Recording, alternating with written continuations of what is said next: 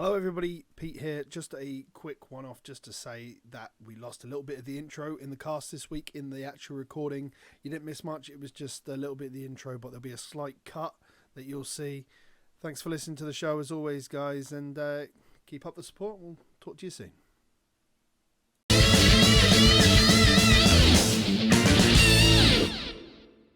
It's pretty good. I named my Dottie pet Dottie Parton.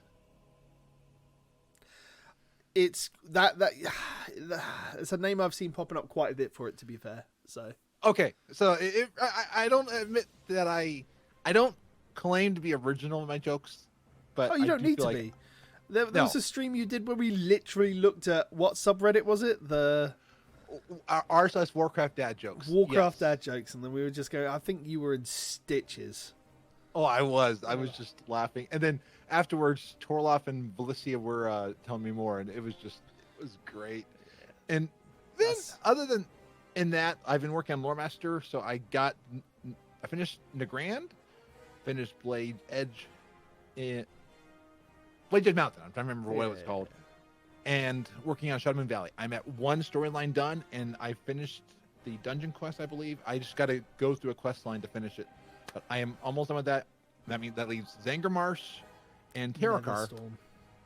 Netherstorm's already done. Oh, right, cool. So I did You that. started with the fun zone first. Yeah. Oh, that was absolutely fun, especially when you're doing it at level and you keep dying to things. I was like, I came back once I got to 120 and finished Netherstorm because that was one of the first ones I did after getting 120. Brilliant stuff. My journey in WoW has been quite busy this week. I've found myself with a bit of free time, even still suffering with the remnant of whatever I've been in with. And yesterday I hit Exalted with Volpira, so I am ready to unlock Volpira next reset. So it's nice. That's ready to go. I'm definitely not there. I'm still working on the rep for it. I'm still short by a little bit. It's weird. I'm not short on the gnome stuff. Yeah. I'm short on the Volpira. Well, I guess it's a big difference between how they've done the world quest, to be fair. When you've got a world quest which is not do a lot over in Mechagon and get like 800 rep, which is then affected by world quest bonuses from like the weekly, from normal rep gain bonuses and everything else, which can, I think I was maxing out about 1400 at some point, like with the anniversary buff as well. So 1400 rep a day compared to like a couple of hundred from just doing like an hour, like not even like 15-20 minutes worth of world quests in Vol'dun. It's quite insane. And Campa brought up a good point in chat, and the reason I forgot about it is I'm looking at my Frazlecast notes, and that's for next week. But the night I recorded Frazlecast with Crush, I got carried thanks to Catalina Wine Mixer, and I got Heroic Azara. Hey. I forgot about that because it wasn't in my notes for this past Frazlecast. It'll be in the next one. So thank you, Catalina Wine Mixer and Capo and Shoe Boots and everybody. Thank you so much. I know it was absolutely a carry, so I am very appreciative of that. You left that literally to the last minute to get, didn't you? Yeah, it was one of those that Capo said, "Hey, join us," and I said, "I don't know the fight," and I knew a little bit of it, but not a lot. And I said, "Hey, if I mess this up, feel free to kick me and all that." I'll be honest. Until you get to like Eternal Palace, sorry, not Eternal Palace. The like last two fights, Azara and what I can't remember what he's called, but he's the old god fucking boss before Azara. Like everything's quite straightforward until you get to those two bosses on Heroic. But yeah. I don't know what I did, but I died on the decree. The first time I died when you have to get the charges and you have to then you have to go out of line of sight. I went out of line of sight, but I was standing on the charges thing, and I got too many charges of that one buff. That will kill you. Then the second time I had to do the standalone. I thought I was alone, but I was close enough to somebody that I wiped on the decree. So I was trying to not die. So I really was. I was trying to not die. Well, and there was another moment where I was told to go on the mail ad in the beginning, and I'm there. I'm like, wait a second, I'm killing Azara because they had moved the ad and I didn't see it because the ad was on top of Azara. Right. And I was like, so I was like, I don't want to do anything wrong, so I rushed over to the other ad. I think it's Cyrodius or The names don't ring a bell with me anymore. I haven't been in there for literal weeks, months even. I can't remember the last time I was in actually Eternal Palace. I haven't needed to be in there for ages. It's going to be interesting because you're in about 2 weeks' time. You're either going to be seeing me gush over Ny'alotha or hate the place, and because I think we're going straight into heroic, and if the rest of the expansion is anything to go by, we'll probably be done in like 6 to 8 weeks, like on heroic. So then if you get done early, you can avoid that raid. I hate you so much. I hate you. Honestly, it's disgraceful behaviour. I'm a professional podcaster. It's almost like you get paid to pun. That should be your next Frazzlecast shirt. You know, paid to pun. Oh, I'm writing that down right now, and I'm gonna. or one of your that could be one of your new bit emotes over on your Frazley's thing. It's just like paid to pun for your bits. Ooh, I like that. It's really good. Speaking of merch, I'm going to do a small plug here. We have got some new merch. It's only a small one. It's a very old piece of artwork that I had done for the channel back in Mr. Pandaria days, which Mr. Frazley is actually wearing for you now. So it's when my main was a Pandaren, and it's dressed up like Ash Ketchum with some Pokemon pets. What's so cool is I'm wondering how many people are going to either think that I'm wearing a furry Pokemon thing, or I want to know who gets that it's World of Warcraft or who thinks it's Pokemon and stuff like that. But it is very comfy. It's nice, very breathable. I like it. So it's one of those shirts that you don't want to take off. And on Twitch, you can't go shirtless. Yeah, well, don't get your tits out, Frazley, whatever you do. Okay. No one wants to see that on me. No one does. There's been a lot of community news. Mr. Frazley, I think this has really been a week for a lot of stuff in the community. Do you want to have a quick rundown? I know you've got a list somewhere, haven't you? Yes, I got a list, and let me bring that up. It's been quite a week. Like, Reddit has been a buzz with everything. The biggest thing I'm obviously interested in is Method doing the Race to World First. It was kind of obvious it was going to happen. I think we mentioned it off the cuff last week. If not quite recently, that they were going to be doing it. We were just waiting for the announcement. They're going to be back in Germany using the Take TV studio, and I'm looking forward to that. I've got some free time, I think, coming up where I'll be able to sit down and watch it. It says all your favourite casters, so I'm assuming the big ones like Preach and Bay will be there, and there'll be some of your other favourite Warcraft. If you enjoy the racing aspect of it, like I do, or you enjoy like the raids in general and see how the Mythic boys do, it's always fun. It's always a good time, and I'm looking forward to it. And you brought up an interesting point, and I agree with you. It's interesting that we don't have a return of another group right now, and yes, I think it's probably a wise decision on their part, unless we're going to hear something at the last minute. I'm going to be very cynical. So what we're talking about is Red Bull haven't announced a comeback for the Mythic race on their side. I think I think it wasn't profitable for them. Considering they had half the viewers, and after Method working with them, they were expecting the same sort of numbers, maybe, I imagine. But they didn't get and they obviously didn't get the win on their stream. So I have a feeling that was something to do with it, but I also think it was not as profitable as what they were hoping for. And on the last Raid for World First, when I was at BlizzCon, I saw someone wearing one of those shirts that I wish I had bought. I think I was going Race to World First one. Yeah, because it was so cool to be like, I remember seeing that shirt and talking about that shirt. Like, I didn't order it because I was trying to cut back on finances and stuff like that. And yep. But it was cool seeing that in the community.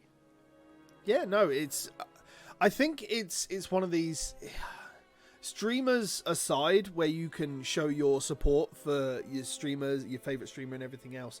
I think it's slightly different when it comes to groups like Method, and there's always going to be your favorite raid guild who streams and does World First Progress. It's always been the way, always back to the classic days, and more prevalent since TBC and Wrath when it really became a thing. But it's definitely been a thing to support a raid group, and that's always been slightly strange to me, you know? Well, for me, I've always been supportive of Method. One, because I know people on Method. I know people who, not like best friends, but I'm acquainted with people on Method. I know people who work with Method. I think that they are a fine organization. I can't say I know as many people as Limit, and I say this now, and then somebody's gonna be like, "Hey, I work with Limit," and you know me. I was like, "I'm sorry." Right now, there's a limit to what I'm remembering in my memory. But yeah, that is like the third or fourth. It's the third one. It's the third. Okay. I'm keeping count. Don't you worry. But yeah, there is that. You want to root for them because you're not raiding with them, but you feel like you're with them. Like it's the same way that my mom watches OSU Buckeyes, and she's not playing the Buckeyes. She's not watching it, but she roots whenever they win and goes, OHIO. I mean, there's that camaraderie to it. And it's cool that we're seeing that with esports. Yeah. Especially in WoW rating esports. WoW rating esports. I think the biggest thing that makes this... I don't know. When I look at the event, I'm like, I wish this came around more. So, like, I wish there was more to it and they would do stuff more. But I get more excited when it's announced like every 6 months and I know it's coming. Even though I'll be focused a lot more on my own progression and everything else, and I'll enjoy the game in my own way. It's always fun to watch the world first stuff.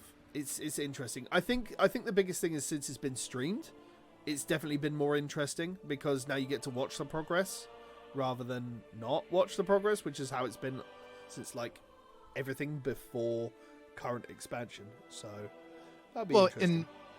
And with this, now that it's streamed, the same way that with the World Dungeon, Mythic Dungeon International, you learn strats that you can bring into what you're doing. So people like to watch that and be like, oh, I never thought of doing it that way. Well, so I mean that's always been the way though. When Method have put out Method Limit, whichever top tier rating guild puts out their video, a lot of people then dissect those to then put the strats in. But now it's live strat taking, and I think that was commented on for... It was definitely put in for Crucible, and it was definitely a thing in TEP as well, because I know they were talking about a lot of the strats that were moved around. So it's definitely interesting. I'm looking forward to that. But what else has happened in the community, Mr. Frazley, in the last week? There's been a lot. So Alessander has brought to my attention, it's in Warcraft 3, but there is a Warcraft 3 ESL Pro Tour, and there's a prize pool of $200,000, and they're going to go into the world's best in Warcraft 3 multiplayer. So it's cool that Warcraft 3 is getting another competition again.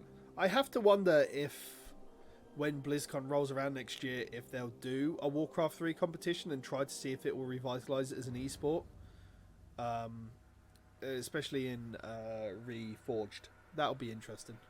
I think they'll do a competition, at least to highlight it, to try and get more sales, but whether they do stuff like they do with StarCraft and everything else, even though that's kind of petered out now. Sort of. I did not follow the news specifically because I'm not reporting on StarCraft. Yeah. But Alessander brought to my attention that there was a huge announcement that you can hear on the Pylon show about StarCraft, and that people there who are following StarCraft are very excited about it. Well, there you go then. Anything else that's caught your fancy? Just like a lot of remakes of different things like Lich King in Minecraft, Orgrimmar redone in Warcraft 3. One of the coolest ones I saw, just because I love a really cool computer design that I'll never be able to afford, but someone has recreated, not recreated, but they've created an alliance, almost like a castle design for a PC, using an Arduino to run different things on it, and it looks incredible. Like Corsair works with. Yeah, the PC looked absolutely amazing to look at. I think even Christy Golden, I think that's how I saw it first. Christy Golden retweeted it, like because someone showed it to her and she loved it. She loves anything to do with Anduin, to be fair. But yeah, this looked really cool. So I think it's fun to see people getting creative, and I have to say I know a lot of fandoms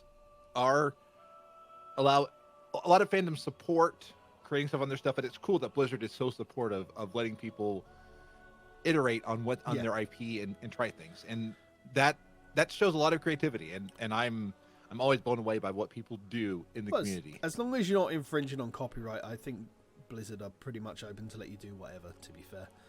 Yeah, So and it's cool, like podcasts. I've heard people who have come back to World of Warcraft because of something I said. I'm like, yikes.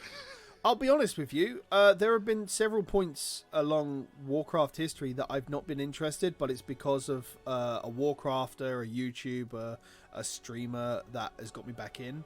The first time was between Cataclysm and Mists. I wasn't really hyped in that like lull period after we finished Cataclysm and did Realm First Heroic Deathwing. But like it was Total Biscuit, it was Jesse Cox, that sort of stuff going into Mist that got me excited for it. And I'm glad. Mist, I think, is one of the best expansions that has been. And that's a decisive opinion at best, but I loved it. Mist holds a very special soft spot in my heart because it's the time I raid lead a new guild on a new server, and we took Realm First and went all the way up to Realm First on Garrosh, and then we stopped on Furnace because Furnace in Warlords was a pain in the ass. But that Mist will always hold a special place in my heart. I think it's one of the better expansions that there's been. It's very enjoyable.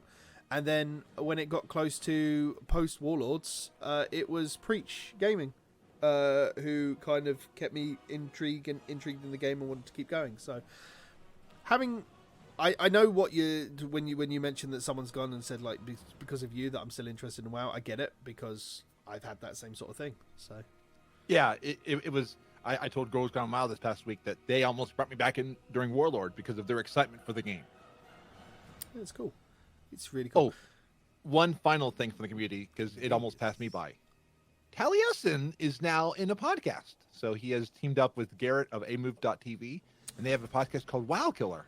Yeah, so this has been going on for a few weeks, but I think they've just started live streaming it. In promoting it. Like, I had heard it was a possibility, and I think it was Roe or somebody said it was coming out, but I had not actually found the site, so I found it recently, and it's cool because Taliesin's someone that I love listening to, and I love their raw energy and their passion for it. I mean, Taliesin is a very passionate person whenever he wants to talk about stuff. Yeah. He's very, very good at what he does, and I haven't had a chance to sit down and listen to it yet. My time is very restrictive when it comes to free stuff to listen to because I'm trying to stay on top of everything. Yeah. But having, just like everything else and every other podcast that exists out there, having differentiating opinions on everything is always good. And I assume by the title WoW Killer, it looks at what else is on the market and see how it differs to WoW and what it does better than WoW and what it doesn't do as good as WoW. I'm assuming that too. I have not gotten the chance to listen to it. Capo says that that they are really enjoying the podcast. Yeah, no, it's so if you want more WoW, there's more WoW out there. But there, I would, just enjoy it. Like, podcasts out there, they're always good and everything else. So I would always say more Warcraft content around the community is good. Oh, real-time feedback. It's not about other WoW killers. It's all about WoW. Oh. Good, bad, and ugly. Well, they have said for the longest time that the biggest WoW killer to WoW is going to be WoW itself. So yeah, there you go. Interesting. Anyway, speaking of WoW, our main topic for this week is what we've lost. We're taking a look into some of the systems and that Blizzard have brought into the game. The biggest thing that this brought to mind was that a friend of mine on Twitter turned around and said that he really was enjoying Korak's Revenge. He didn't want it to go. It should be a staple of like the main game things and everything else. And it reminded me of a lot of stuff that they've like put systems in and removed. And I think we've talked vaguely about this on Point because we've mentioned about islands. Like at the end of the expansion, they're just going to be sitting in BFA as a system, and they're just not going to have any future purpose, Yeah. Everything else. So, I mean, I think we could start quite close to the beginning and say like one of the biggest systems that they've done, which they changed a lot of. I believe it was in Cataclysm, but pre-Cataclysm, one of the first systems they removed was attunements. Yeah, and when did they remove the keyring? Because I know that they were the keyring was removed, I believe, in Wrath. Okay. Because I know it was. Yeah, I think it was either Wrath or Cataclysm. Because no, it was definitely Cataclysm because you kept it all the way through Wrath and you still had the key to the Prince Vizier's thing in Mana Tombs. So because I like the keyring system, and I mean, in the same vein, attunement.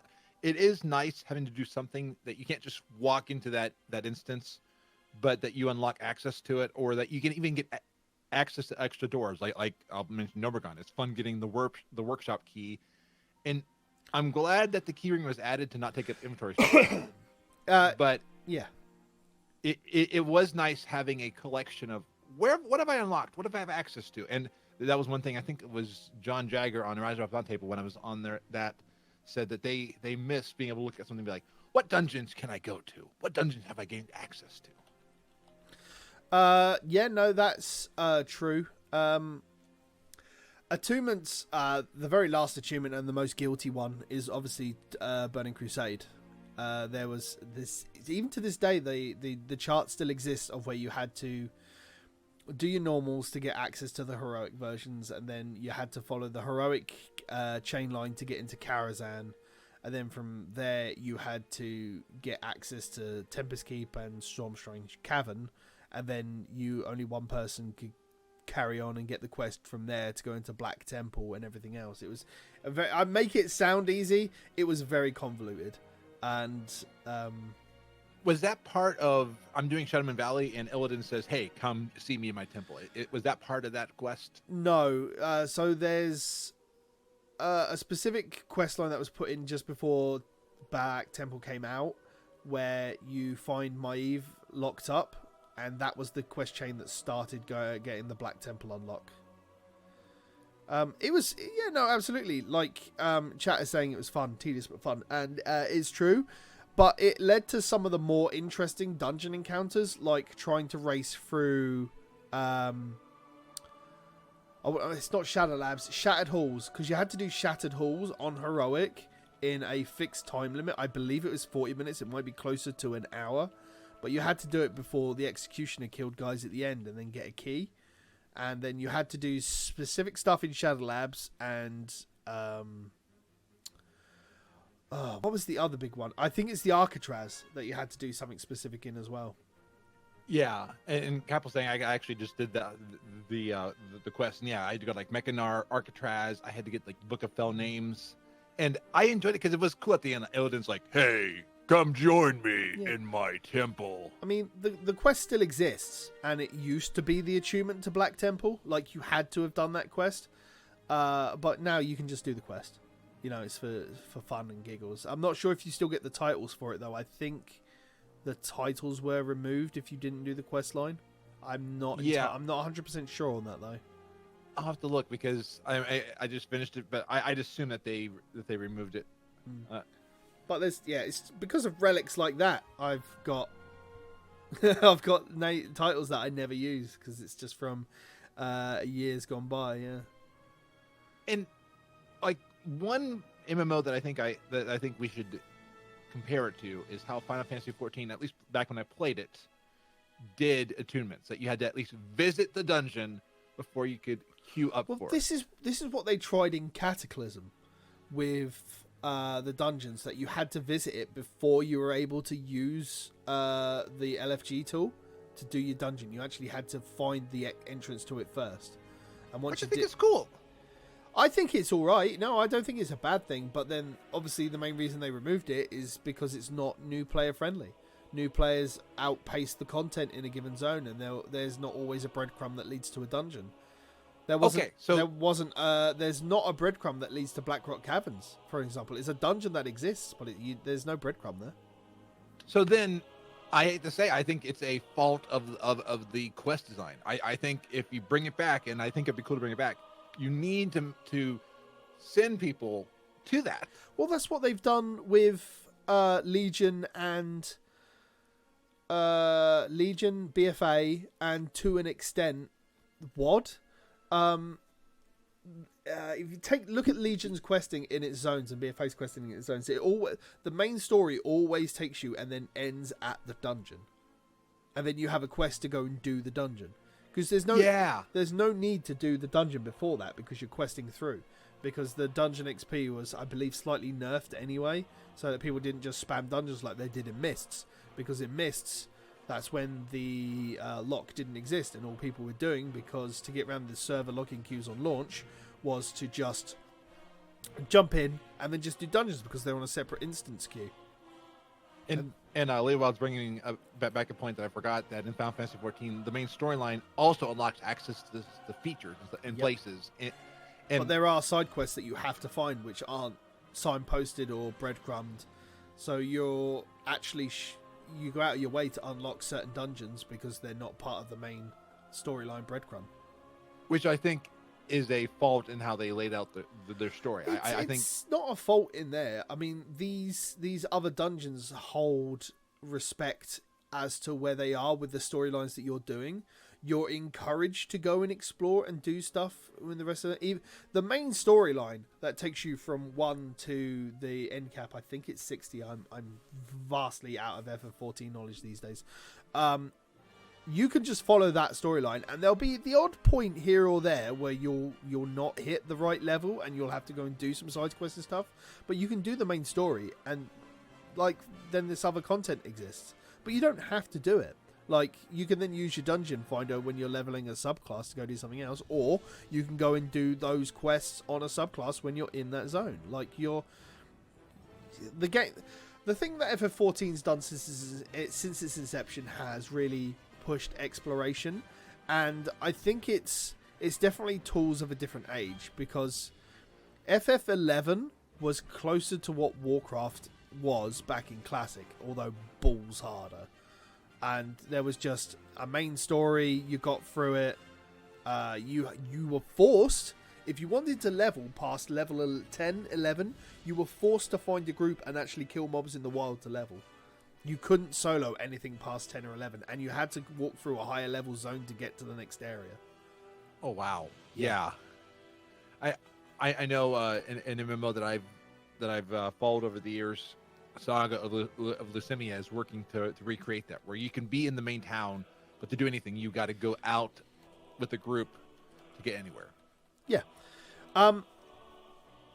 Leo Warden chat is talking about how you have to get to later content, you have to do the main storyline, and it's good because you're well aware of the story, but it's also a detriment because there are people that come back and they left at a midpoint at endgame, but before they can get to do the next expansion's worth of content, because they've purchased the expansion, they have to then still continue the storylines that they haven't finished in order to play.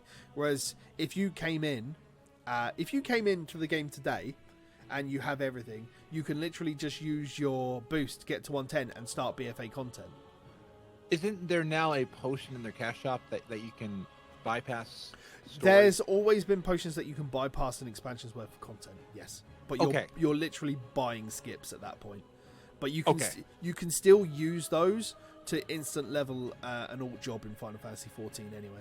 It's where their microtransactions are in that side of the game, that and the cosmetics. It's a big detriment. I know people that want to go back to FF14, but then don't because of how much questing and storyline that they have to do.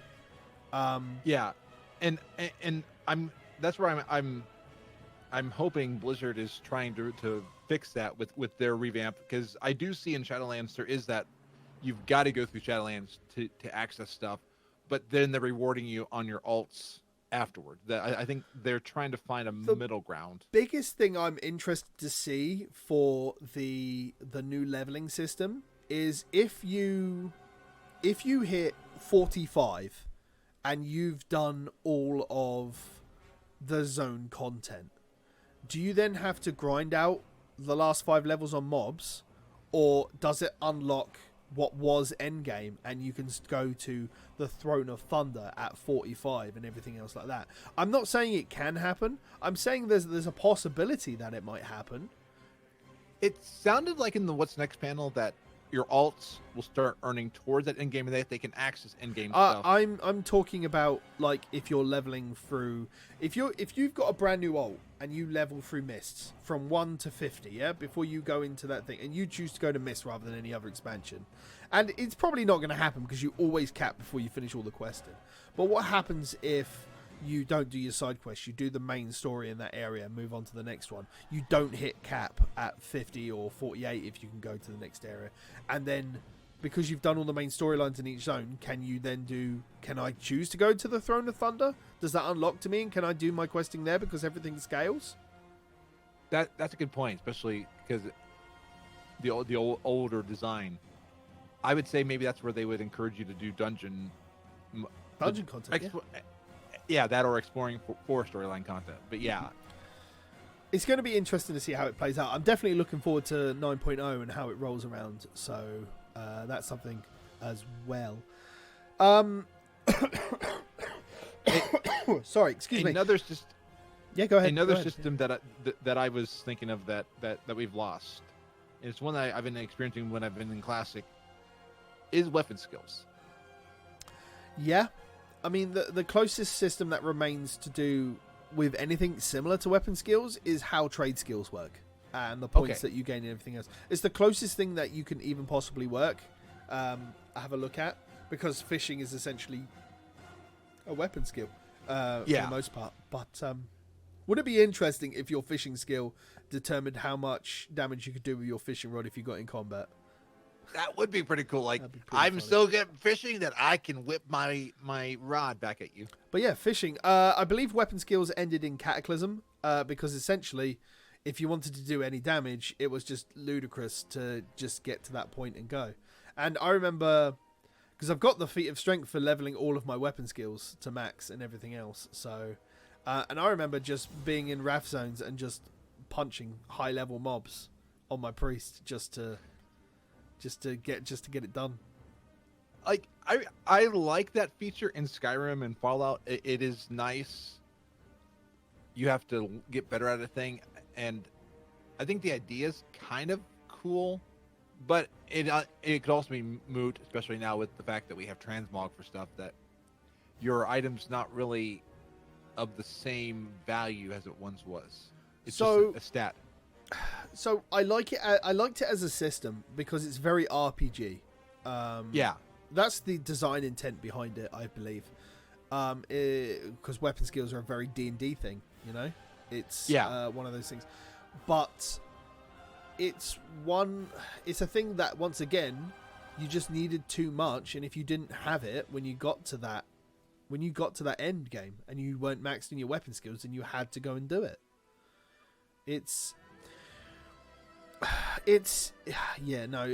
Capo's right in chat and everything else. It's just like it's the weapon skill achievement. It was very dull to get, but Wrath was a time where, because they introduced achievements in 3.0, like in the pre-patch for Wrath, that everybody just went achievement mad to go get stuff. It's just a thing. I remember making sure I had all of the Nether Drakes ready for when they brought in the mount stable thing. Essentially, you could just learn all the mounts, and you had the 50 mount achievement to get the albino drake and everything else, and had the albino drake on 3.0 launch, and then I was a god amongst men. I really was. I had people whispering me, "Where did you get that?" And I'm like,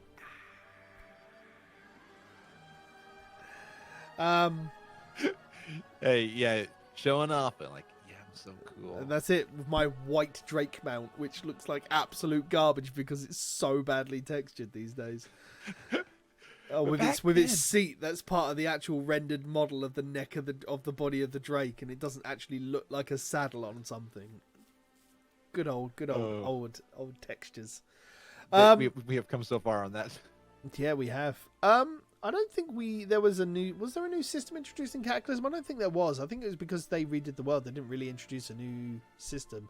The biggest thing they did in Cataclysm was redo how they did story zones and, have flying off the bat.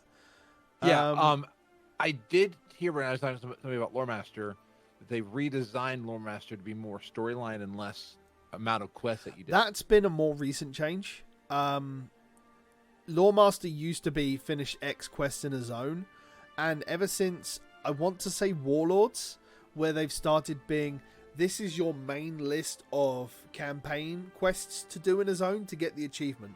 And I believe it was something that they changed where they put the main campaign quests in a zone in, and if you haven't finished those, then that's what gives you the achievement in the zone now. That's been a recent change.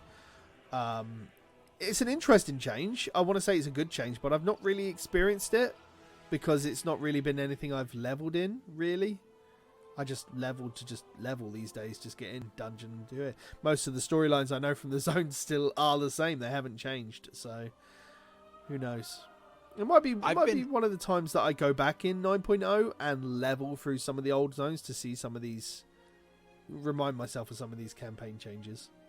Yeah, and I enjoy that it does the storyline, because it is kind of nice, especially in modern expansions, being able to be like, I gotta finish this storyline, because you know what you're shooting for, not just doing so many quests. Because someone was saying that like it used to be a bore, and I can understand it, that if you don't have a storyline set. Yeah, it can be, because you feel a little bit aimless. With at least a campaign direction, you can see where you need to be and see where you're going, and you can just find the step where you need to be. Moving on to Mists, the biggest thing we obviously lost was the scenarios, which have obviously made a comeback as islands, I want to say, 3-person dungeons that have a short time. A little less storyline, because scenarios, you at least, they were telling a story in it. Yeah, no, I'd agree with that. It's interesting. The scenarios were fun. I loved them. Got the achievement for that back in the day as well. Got the toy. Weird little toy thing. It was a lot of fun to do scenarios as well. I mean, you have to really look at how they did things, and it was nice to see scenarios in a way come back as islands, but you can really say that the scenario system kind of lives on in the fact of how we get these instant stories in places. Yeah, like doing the unlocks for different things, like working on the end of Nashatar when you're kind of in an instanced version of Nashatar. Yeah, and I do like that part. It's fun being in a group by yourself, going through things, and they can really go crazy with the map that they're at, as long as they restore it before you get back to that. This is the thing. Like, the scenarios also told stories. Like, if you remember Jade Forest, you've got the village. And the scenario you had for that, it actually told the story of that village, and it's not something you see through questing at all. Like, you literally have a quest to literally go through there, but the scenario tells the story of that village. The scenario tells a story around the village where Admiral Taylor and all that are positioned in the for the Brewfest type event. I enjoy the one in Legion in High Mountain, where you're learning about the history of Hole in High Mountain. Yes, that was a pretty cool one. I enjoyed it. It's going back and seeing Ashara though, it's old textures and the horribleness back there as well. It's good, but it's stuff that could just be. Remember how I turn around and say, like, we could have everything mixed into one big quest thing, and I'm gonna sense that this is how gonna be the dungeon finders are gonna be when it's either gonna lock you into the same dungeons for the zone you're in, or you'll have a drop down menu like we do currently of which dungeon you want to do. So you can still quest in Cataclysm-based world, but go and do a dungeon from Mists if you want to do shorter dungeons. It's going to be an interesting world. And Kappa brought back a point, and we are seeing this coming back with both the Horrific Visions and the Torghast, scaled down group content, and that we are getting. Is it scaled down though? I mean, they're not scaled down. They're not scaled down to the point that challenge modes scaled the player down, and because there's a very big disconnect. Like, scaled down challenge modes are similar to how time walking does scaled down, like where it scales the player, but there's a big difference in the way it does it. Like, challenge modes were always a harder dungeon. Time walking is the same difficulty of the dungeon, but you still keep all of your abilities. It just scales your gear. It doesn't scale the player. I have not done enough challenge in Myst, because I always thought challenge was like our current Mythic Plus, where you're challenged to do something. Essentially. So imagine doing Mythic 0, but imagine doing Mythic 0 now, but if it scaled your gear down to what endgame blues were from a dungeon at the beginning of the expansion. Okay. That is what challenge modes were. Interesting. So really seeing how good you are at your rotations in your Not really. your... It was about who didn't fuck up with an invisibility potion, and Okay. it was exactly the same. The same sort of tactics exist in today's Mythic Plus. It's don't fuck up with your invisibility potion, do your DPS, follow your good rotation, and just blast trash away, and then kill a boss. It's exactly the same in Mists. I really enjoyed Mist challenges because me and the group that we had over there, we got Realm First gold challenges. Nice. Again, I've got videos of all of the Mist content that we did up on my actual YouTube channel way back in the way. There's some really bad content and some laughs that I have with the core group of people that I still play with to this day. Like I believe if you want to have a good laugh and want to see me absolutely lose my mind, you want to go and watch the Temple of Ny'alotha, the run we did in Temple of Ny'alotha. I absolutely lose my absolute mind, and people thought I was literally high when I don't do drugs. I got so tired at that point. I just lost my mind doing things. You don't need to do drugs. You just need to deprive yourself of sleep. Yeah, sleep would be nice, but it's one of those rarity things that don't come to you recently. Capo's made a good point. There's people who don't do 5-man content because they don't like being told specific things by people they play with. I think it's different when you do challenge mode / Mythic Plus with a bunch of friends / guildies, and when you pug things. I would never pug a Mythic Plus. The way that I know how people react, if you don't live up to what they experience, like they want from you, there is absolutely no way I would run a Mythic Plus in a pug environment. It's not good for my soul. I just want to play it and be cheery and talk to my friends and have a laugh and like enjoy it. Yeah, I still recall going into a raid that I was not prepared for and having someone say, the fight. I said, no. Are you me? I was like, yeah. I mean, yeah, I get it. It's part of a problem with LFR, and LFR's got this kind of thing. Like, if you don't know the fight on day one, what are you doing there? It's just like, it's it's LFR. B, why do I have to answer to you, random person on the internet? Yeah. He was just trying to show that they have a bigger. Well, exactly. See, now, the reason I prefer challenge modes to Mythic Plus is with challenge modes, you've done the dungeons, and yeah, your later gear could have been scaled down and you'll still have your better stats and you didn't get your tier bonuses or whatever and everything else. But if you had once you finished the dungeon, you were done unless you really wanted to fight for the better times. And this was something they instigated in later on after like the first season or like the first patch, and they put in like you could get titles if you had a gold time, but they didn't retroactively do it in Mists. So those of us that had it on day one in the hard gear and the blues never got those titles because we didn't do it later on. But now with Mythic Plus, you're forced to do the same dungeon content over and over because Blizzard wants to make dungeons relevant still, which is fair enough. There are people that enjoy that level of content, but I think it's very different from what challenge modes are. And I think challenge modes really need to be a thing. I don't think there's not room in the game atmosphere to not have a challenge mode and not have Mythic Plus. So, from what you're saying, even challenge mode would be different than what they're doing with the visions, where it's challenging you, like you have to unlock things. Challenge modes. You've got to look at challenge modes and content that's repeatable as two different things. Okay. Like, if you had got a gold medal with your challenge mode dungeon, you didn't have to go back into it, and all you were really fighting for there was a bragging right on a faster time. With visions, visions are your main content in 8.3. It's something that they're expecting you to repeat week on week because you need it to improve your legendary cloak, and the legendary cloak is what you need to do to improve the lack of corruption that you have on the gear. That's the big thing in 8.3. Again, this is I don't want to shit on the devs because obviously they have a distinct vision on the way they want their game.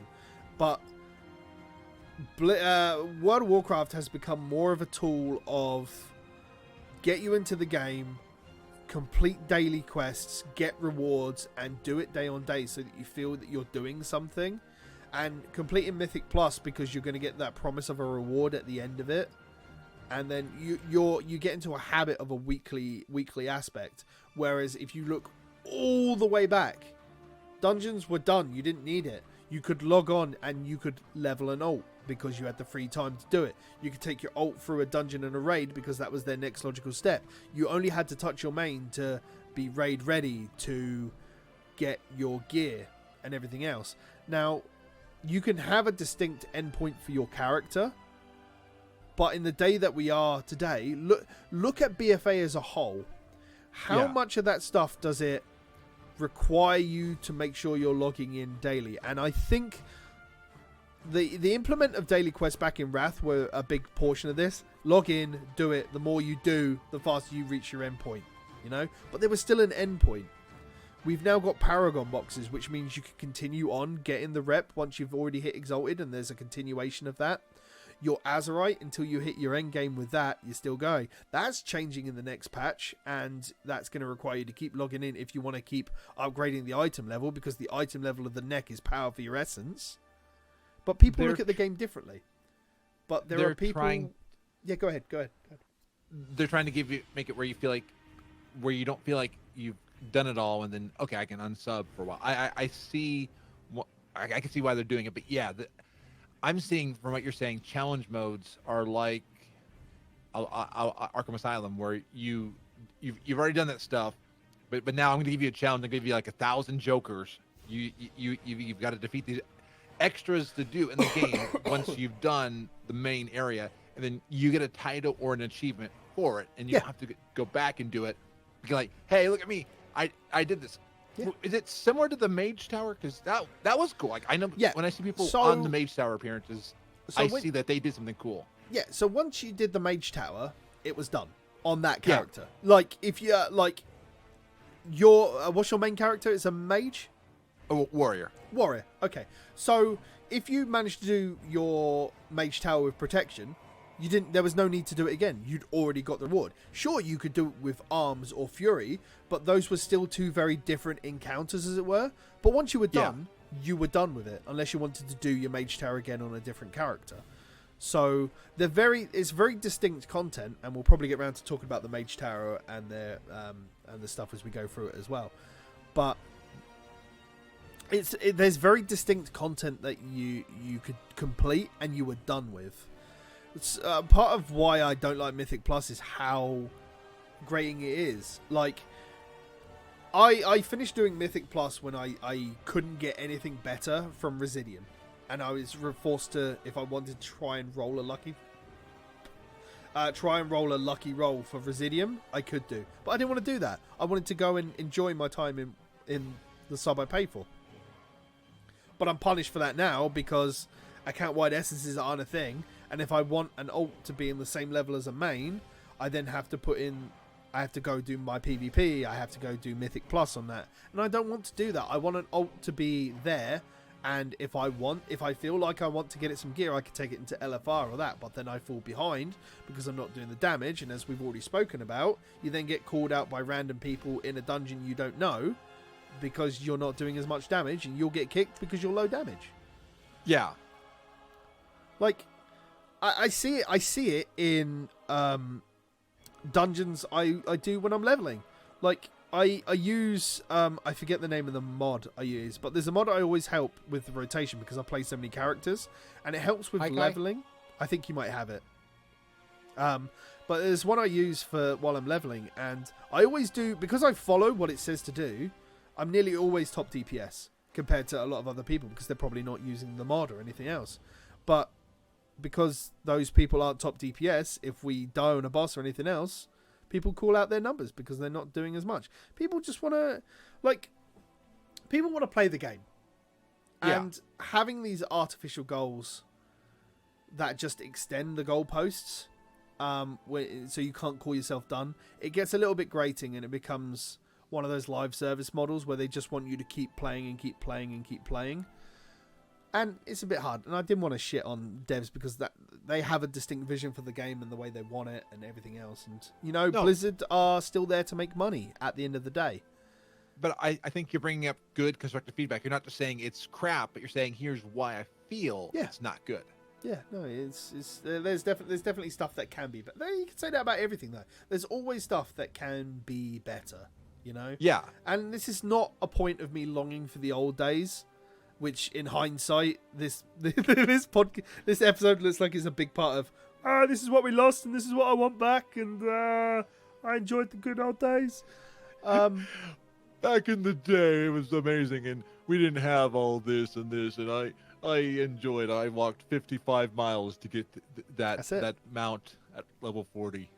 I mean, you have to imagine, like, some of the original stuff as well that we lost, like Azure Ghosts and the Green Dragons, that they're brought back in for the anniversary as part of the Time Walking Dungeons and everything else, which is really cool to see.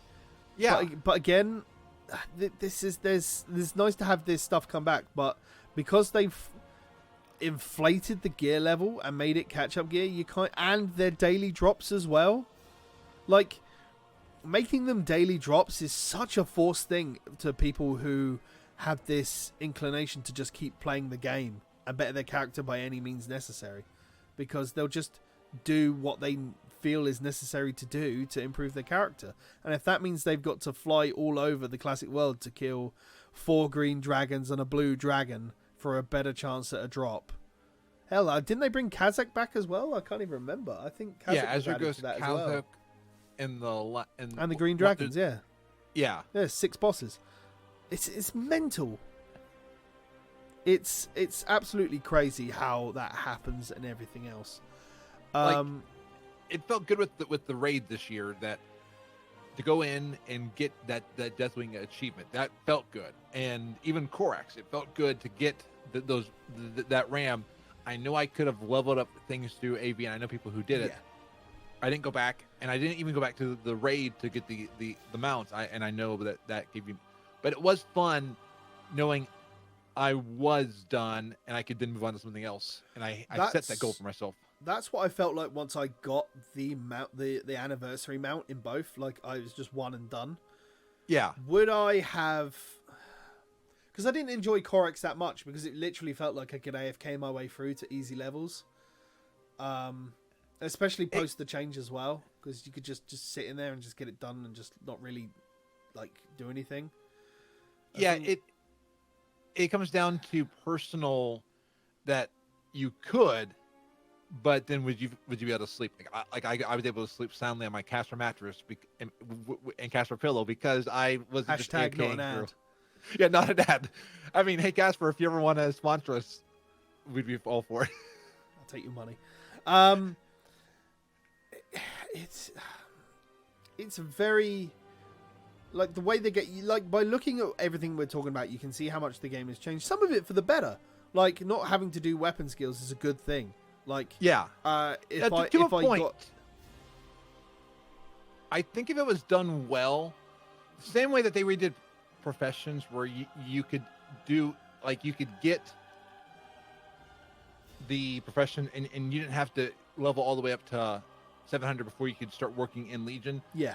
I think if they reworked it where you get better at your weapon skills, but you didn't have to, like, if you went up against a level 120 boss. The problem is, and this is one of the big reasons I think they talked about weapon skills as an example, is you're using a two-handed sword. Yeah. Yeah. And what if you get a two-handed mace, which is technically better for your spec, and you've got no weapon skill? You're going to be terrible at using it until you spend a couple of hours going and leveling up a weapon skill for a two-handed mace. Now, that's the whole point of the weapon skills. Once you get it up, the weapon skill, you are better at your proficiency of using it. That was the whole idea of weapon skills. Which I like that idea, especially the RPG side. I do like that. I think, the hours wasted, maybe a compromise of, like, maybe there's an hour or two where you're not so good at it, but just until but you're getting better. I like feeling like I'm progressing in some way. I do like, if you could pick it up and you just get better as it. But again, I'm trying to remember what the other there was a whole system in the game, reforging. Reforging was removed because the minute somebody got a piece of gear that dropped, they left the raid and they had to go and run the sims to find out what the stat weights were better for their class. So you could get a piece of gear from the latest raid and then a guy would you'd leave and they'd be gone for 15-20 minutes because they have to run stat weights. And then they'd get their stuff, and so your raid's all complete in trash and everything else in the dungeon while you're in the raid while you're waiting, and they're just gone. It's one of those mental things. Like, yeah, okay, it's really good that reforging's gone, but now we live in a world where reforging is technically back, with the fact that I want to change my skills on my Azeroth traits and everything else. So reforging's technically back because it's there where I reset everything and it costs me more each time I do it. So it's technically still in the game, but it's not, because they're technically different and because you could rebalance your stats. So yes, it's good because then that one person isn't wasting a lot of time for everybody else. But it's also bad because if I get something that's good, and Blizzard has stated for the last couple of expansions that item level is king, but if it has the worst stats, secondary stats, like I want versatility and haste, but if it's got crit and haste, why can't I just take off some of that crit and make it in versatility? Yeah, there are good things and there are bad things from losing some of these bits and pieces, you know. And we could go on, we could go really in depth and everything, but I feel like we got massively off topic because of the whole challenge mode situation in the dungeons. I'd say then let's move on to another system. Let's move from myths into warlords. I want to bring up a system that's very controversial. Yeah, go ahead. But I think garrisons. I think garrisons could be redone in a different way. Like, I like the idea of changing the world around me, but I do see why the isolation was very bad. It would be kind of cool if, like, say you're in Bralis. Yeah. And Bralis is struggling with some stuff. As you level up through your storyline, it would be cool to see, like, you're making this one district better. I mean, it would be kind of cool to add in a little bit of that. And I'm possibly hearing that they're bringing it back in Shadowlands in the main city. If I was hearing it right, that the city's going to change, because I would love to see you affect the world. So this goes back to the Final Fantasy XIV argument. In the latest expansion, there's actually something that a lot of crafters can actually put time towards to rebuild one of the old major cities from a previous expansion. And they can put a lot of time in and do a lot of bits and pieces to actually rebuild that city. I haven't really looked into it, and I only saw it in like the build up to the expansion release, so I don't really know a lot about it. But it was mostly a crafter thing. Because in oh my god, I can't even remember the name of the Stormblood. In Stormblood, there was a whole weekly quest line where you could aid to the rebuilding of a district in one of the latest areas to like bring it back to like its former glory and everything else. But everybody could do that. That's not restricted to people only with crafting professions. If you got a lot of, instead of dumping any of your items into the scrap heap, you could donate those to the cause, and then you get rewarded back with some bits and pieces like gold and everything else as well. But because you then week on week improve on the Stormblood side, then you could you had a whole little storyline there where you were doing things, and it was really cool. Yeah, and I like that part where the world does change, and I think I wouldn't mind adding things back. And I'm trying to remember. I think Mechagon does have some of that slightly, where like you rebuild a jukebox, you do a few things, but it would be cool to get more of that you see. I did this in the world change. I mean, it was cool in the Legion when you moved Dalaran across the sky, and you saw it go from above Karazhan over to Legion, and that felt kind of cool. As a storyline set piece, yes, that was really cool. Now, you know, Dalaran's gone through the parts of we damaged it by moving it. It got damaged by the Legion attack at a later patch, but there was nothing that we did to help rebuild it. That is true. like when Deathwing attacked Stormwind, what happened? Could we have helped rebuild it or anything else? No. Well, I mean, yeah, we could have done that, but what ended up happening? It just sat there, being damaged until Blizzard decided it was time to redo that area. Like, you know? Aberdeen. What if there was some quest they added where, hey, Aberdeen's been destroyed, and that whole Dark Shore has been destroyed. I know that they've revamped it for the main content, but it's still destroyed in areas. It would be cool if you could put together a thing similar to the. Well, I don't know if I want to do. Look at everything look at everything that was damaged in the Cataclysm. Yeah, and there could have been points where there could have been these repair things and bits and pieces to do, but it's either it's within a Blizzard limitation that they can't do it, but it's not within their server limitations. It might not be something they thought of doing or anything else like that. Some of the best ideas that come within the game come from the point that the competitor is doing something that is really cool, you know, and then Blizzard do their own spin on it and everything else. So, you know, there's a lot of things I think that Final Fantasy do that would be good in WoW. There are a lot of things that Final Fantasy does do that would be bad in WoW because it wouldn't work within the confines of the system, and vice versa. There's stuff that WoW does that Final Fantasy could do better.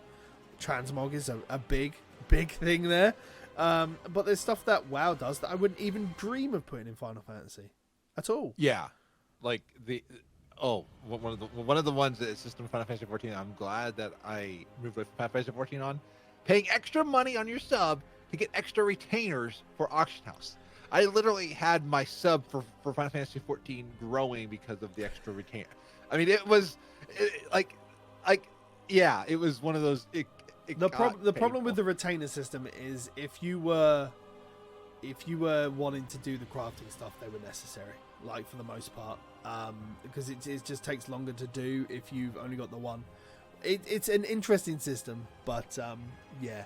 But this is, I mean, the microtransactions that FF14 do work within the confines of the game that they've built. Like if you even remotely look at half of the stuff that Blizzard, that Square Enix do for Final Fantasy 14, and they move that across to WoW, the community would be in uproar just for the sheer benefit that they'd be microtransactions, not what they would bring to the game. Imagine if you could buy a specific transmog for a female human only, or any female character that you could look like Jaina. Any Alliance male could look like Varian. Any Alliance female could look like Jaina. Any Horde female could look like Garona Half-Orcan. Any Horde male could look like any of the NPCs, and they had access to that armor. Some people would love it. Some people would absolutely hate it just on the basis of microtransaction. What if Blizzard brought in microtransaction dancers after the whole hullabaloo of the dance studio? Could you imagine the outrage about that? Oh, absolutely. Absolutely. I mean, of course I would be buying all the dances there. But yeah, absolutely. Well, and one of the ones I did in Final Fantasy 14 was eternal bonding. I got married to somebody in my guild. I did. I wanted the transmog and stuff like that. It was a really cool. But I got married to a chicken. Oh, because he transmogged as a giant chicken. All right. Okay. You mean a chocobo? Yeah. Right. Well, not a chocobo, but like they had a giant chicken costume, and then I was a little bit Moogle because you could buy the Moogle from the shop. Yeah, it was ridiculous, but yeah, I mean, like I think a lot of people in RP servers would buy weddings if they could do it. I think they would, but then you got to remember, just because for the sheer fact that it would exist as a microtransaction, people would be up in arms about it. And I think this is why Blizzard tried to be really careful about what they do to the Mount and Pet store and how they do it. It's smart. It's smart on their part, but also I fully agree with some people that say that stuff like this shouldn't exist. Because I pay a sub for a game. It's like I play mobile games. I play free-to-play mobile games with microtransactions. I occasionally buy those microtransactions to help me do things in those games. But if I pay for a game, and bearing in mind that I'm paying £10 a month, plus I'm spending 50 to £80, depending if I want a collector's edition of an expansion. I'm paying full price for that, and then I'm paying a sub, and then there's the option of microtransactions as well. It gets a little bit... So I get annoyed about microtransactions in full price games because I expect all the content to be there. So, yeah, I'm with you. Like, I know Final Fantasy 14, at least in the beginning, their cash shop was for server costs. I mean, additional, like the EU data center was one of the things that they said, if we raise enough money, we'll be able to go ahead and create the EU. And I know there've been some mobs or some pets added to the cash shop, but I have noticed that they've moved a lot more to the yearly charity pet. So I think that's a smart move. There's still been the few throughout the year, but yeah, I'm not saying that I love the cash shop. When we talk about this stuff that exists in the cash shop, and we'll look at WoW, because I believe everything that exists in Final Fantasy 14, old or new, has never been removed. WoW has specifically removed stuff in a way to try and get more sales for it, and that is bad.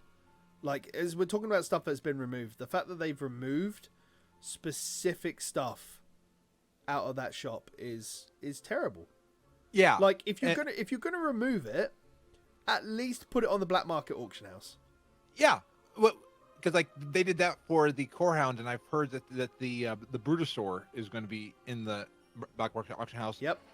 Because Final Fantasy 14, at least when they remove stuff from the game to the cash shop, it's adding new stuff. Yeah, every holiday there is stuff that if you can get it if you go to the holiday event that year, you get the stuff. If you miss it, you can go to the cash shop the next year and buy it. At least when it comes to the holiday stuff in WoW, like, it's rolled over into an additional way to get it. You know, this is different ways of doing things. I just don't like the idea of removing digital content, because digital content will never sell out. Yeah. You know? It's one reason. It's one thing I have against ESO, that I bought the $40 blue cat mount because it was only available for one weekend, and I was like, I need it. Yeah.